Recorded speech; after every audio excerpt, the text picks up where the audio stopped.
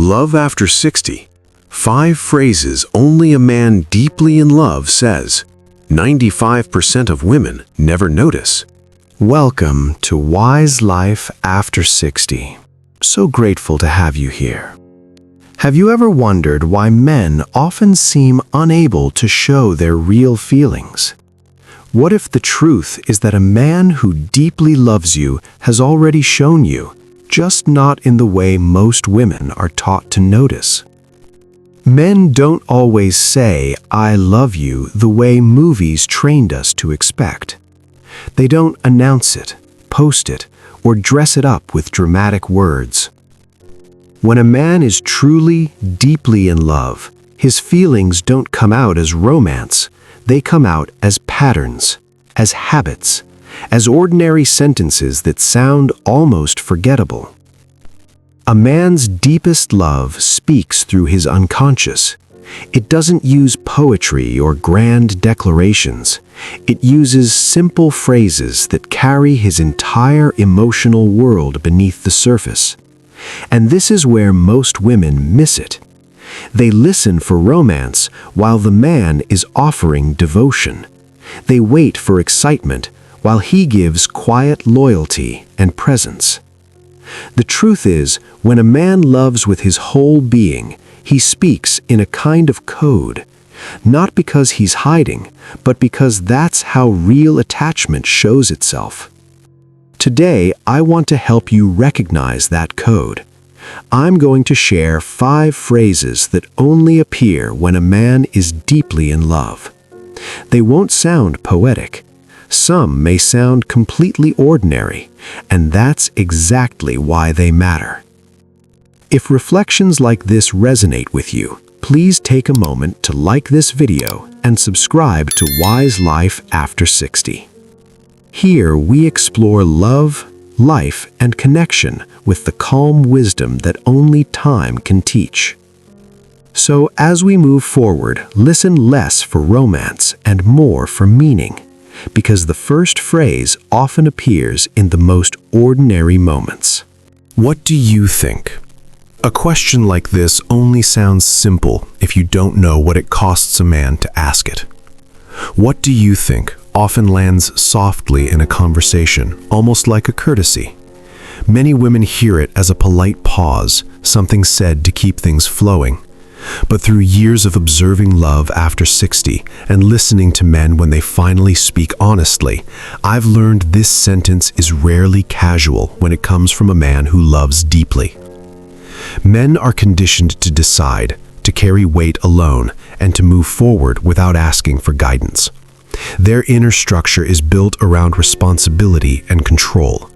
The inner warrior does not seek input unless something meaningful is on the line. So when a man asks this question, he is not looking for noise. He is laying down control. You can usually feel the shift. His voice slows. His eyes stay with you a moment longer. He does not rush to defend his own position. He actually waits. That pause matters. It signals that your perspective has crossed a boundary most people never enter. This is not about being agreeable or supportive. This is about influence. The unconscious message beneath the words is clear. I trust your mind. Your voice carries weight in my life. For a man, especially one shaped by decades of self-reliance, this is not something he gives lightly. In the season of dating after 60, love is no longer about proving worth. It is about choosing alignment. When a man genuinely asks what you think, he is sharing direction, not delegating responsibility. He is inviting you into the way he orients himself in the world. Many women overlook this because they expect love to sound more romantic. But emotional intelligence and elderly wisdom remind us that the deepest commitments are often spoken quietly. This question marks the moment when love stops being private and begins to become shared. And once a man learns that he does not have to carry everything alone, another sentence often follows, one that reveals where he chooses to rest when the armor finally comes off. Phrase 2. I had a rough day. This sentence rarely sounds important, but when a man says it to you, it means far more than most women realize. "I had a rough day" often comes across as casual, almost dismissible. Many women hear it as small talk, a passing complaint, or a mood that will fade by morning. But men are not naturally wired to speak about exhaustion, frustration, or emotional weight. Especially after decades of being taught to stay strong, stay useful, and stay in control. Admitting a hard day is not weakness, it is permission. For a man, saying this sentence means he is lowering his emotional guard. He is allowing you to see the part of him that does not perform, does not fix, and does not lead. This is not about the events of his day. It is about where he chooses to rest when the armor becomes too heavy. I remember watching this happen with a couple I knew well in their later years. He would come home, sit quietly, and say those exact words. Not dramatically, not seeking advice, just honest. She learned over time not to rush in with solutions or encouragement. She simply stayed present, and something softened between them that had nothing to do with words. This is where many women unintentionally miss the moment. They try to cheer him up, fix the problem, or minimize it by saying tomorrow will be better. But what he is really saying underneath is much simpler. You are where I feel safe enough to stop pretending. With you, I don't have to be strong. In love after 60, emotional intimacy is no longer built through excitement. It is built through safety. This sentence signals that you have become his place of rest. That is not small. That is a profound emotional connection shaped by maturity and elderly wisdom. Let me ask you something, and I would truly love to hear your thoughts in the comments. When a man opens up like this, do you feel an instinct to fix things, or do you feel drawn to simply sit with him? And just when you think that vulnerability is the deepest place a man can take you, he reveals something even quieter, the moment where love begins to blend into everyday life without fear. Phrase 3. I like how you arranged this. This phrase often slips by unnoticed, yet it marks a quiet turning point in a man's inner world. I like how you arranged this sounds like a simple compliment, something said about furniture, order, or taste. Many women receive it politely and move on. But when a man speaks these words sincerely, especially later in life, he is saying far more than he realizes consciously. For most men, space is not just physical, it is psychological. Their home, their routines, and the way things are arranged reflect identity, control, and self-definition. Over a lifetime, they learn to guard this territory carefully. Allowing someone else to influence it can feel like losing ground, like risking the erosion of who they are.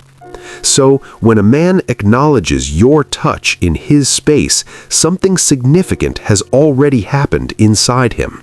He is no longer afraid that closeness will cost him himself. He is no longer defending his independence against intimacy. Instead, he is discovering that your presence does not diminish him, it integrates with him. The unconscious message beneath this phrase is steady and unmistakable. You belong here. Your presence does not threaten my identity. This is not about decor or organization. This is about trust at the level of daily life. In the landscape of love after 60, this kind of acceptance matters deeply. Attraction may open the door, but integration is what allows love to stay. When a man begins to appreciate the way you shape his environment, he is allowing you into the fabric of his everyday existence. Many people assume love reveals itself only through emotion, but emotional intelligence teaches us that love also shows up through comfort with shared space, shared rhythm, and shared influence. This phrase signals that the man is no longer bracing himself against closeness. He is relaxing into it. Nothing dramatic happens in this moment. No promises are made, no declarations are spoken. Yet something lasting takes root quietly.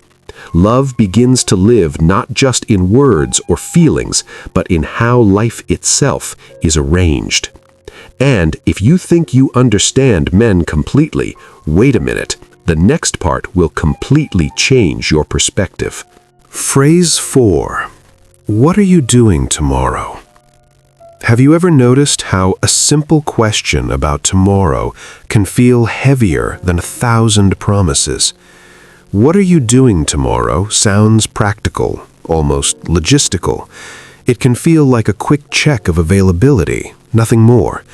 But when a man asks this question consistently and with genuine interest, something deeper is unfolding beneath the surface.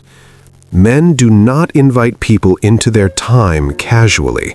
Time is not just hours on a clock. For a man, time represents direction, momentum, and the shape of his life.